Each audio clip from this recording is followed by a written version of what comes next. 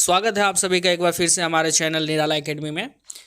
आज की हमारी टॉपिक है जीवों में जनन, बिहार बोर्ड क्लास 12 का, जिसमें मैंने 2 सेट तैयार किया है जो कि बहुत ही इंपॉर्टेंट सेट है जीवों में जनन चैप्टर से। अभी हर सेट में 20-20 क्वेश्चन है, तो इस बार के फाइनल टर्म के लिए एकदम तैयार हो जाइए। लेट्स गो, चलते हैं पहली प्रश्न की तरफ।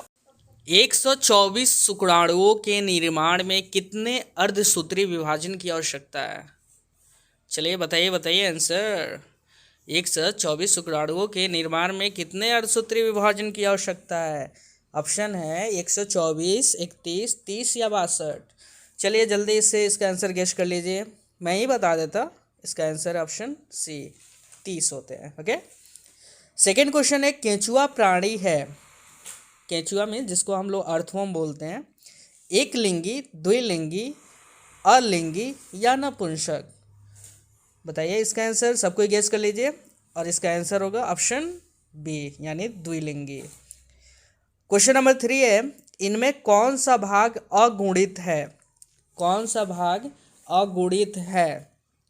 अंडाशय, परागकोश, पराग, और लास्ट ऑप्शन है युग्मनज।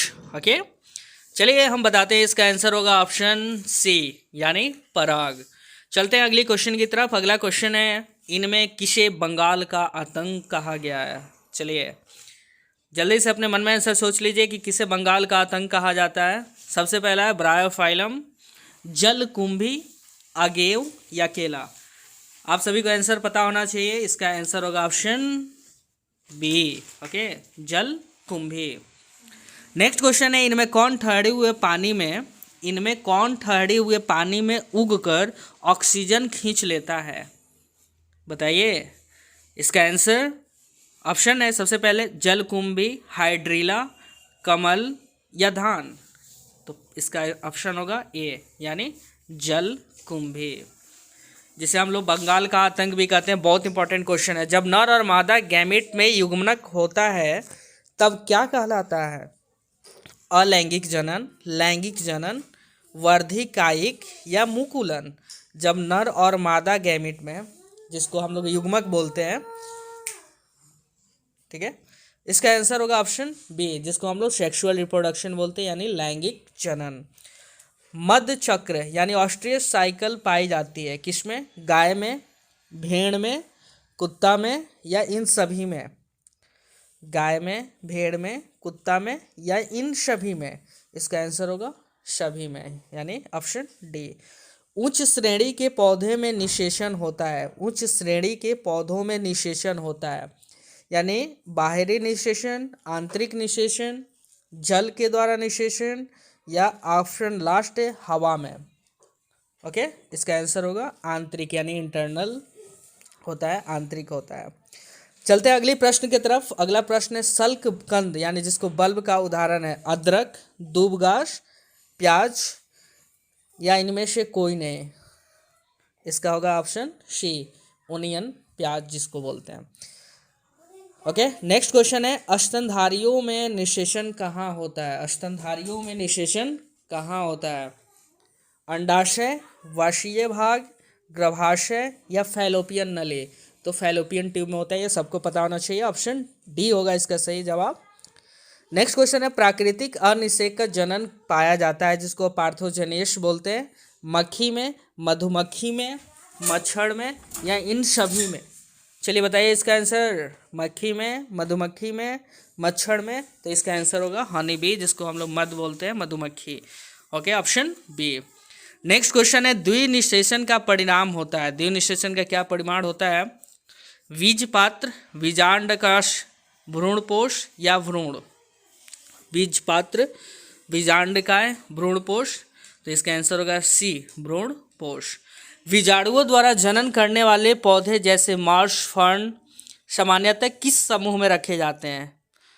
बीजाणुओं द्वारा जनन करने वाले पौधे, ओके, स्पोरोफाइट्स, थैलोफाइट्स, ऑप्शन याद कर लीजिए, स्पैरोफाइट्स, थैलोफाइट्स, क्रिप्टोगैंग या ब्रायोफाइट्स?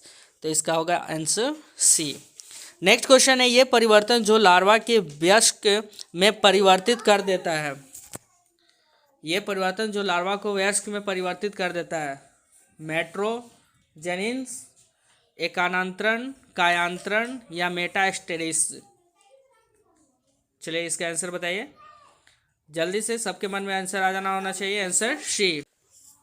नेक्स्ट क्वेश्चन की तरफ चलते हैं। अगला प्रश्न है हमारा, भ्रूणपोष में कितने क्रोमोजोम पाए जाते हैं? ओके, भ्रूणपोष में कितने क्रोमोजोम, क्रोमोजोम में जिसको हम लोग गुणसूत्र बोलते हैं। ओके, N, 2N, 3N या डी है ऑप्शन ए और बी, तो इसका आंसर होगा सी यानी 3N।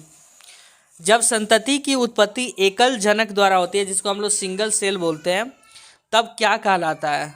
ठीक ना, लैंगिक जनक, अलैंगिक जनक, means sexual reproduction, bisexual reproduction, या ऑप्शन ए और बी दोनों, या आंतरिक निषेचन।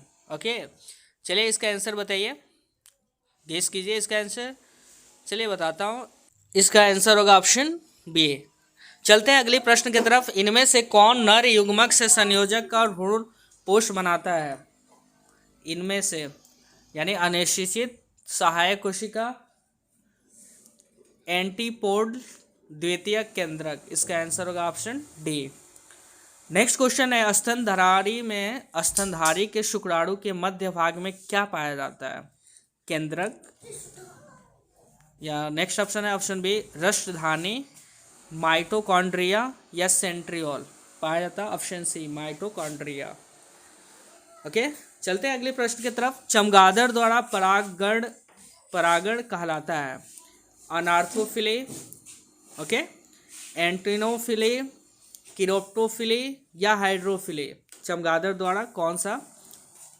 तो इसका आंसर होगा option C. Okay, next question है, जनक समान जीव प्राप्त हो सकता है किससे? बीज से, युग्मनक से, युग्मकों से, या ऑप्शन डी है विखंडन से, जिसको मतलब टूट कर आपस में ये हो जाते हैं अलग अलग। तो इसका आंसर होगा ऑप्शन डी। अगर आप सभी को मेरा वीडियो पसंद आया हो तो प्लीज़ लाइक करें, कमेंट करें और शेयर करना बिल्कुल ना भूलें। Thanks for watching my YouTube channel. Please like and subscribe.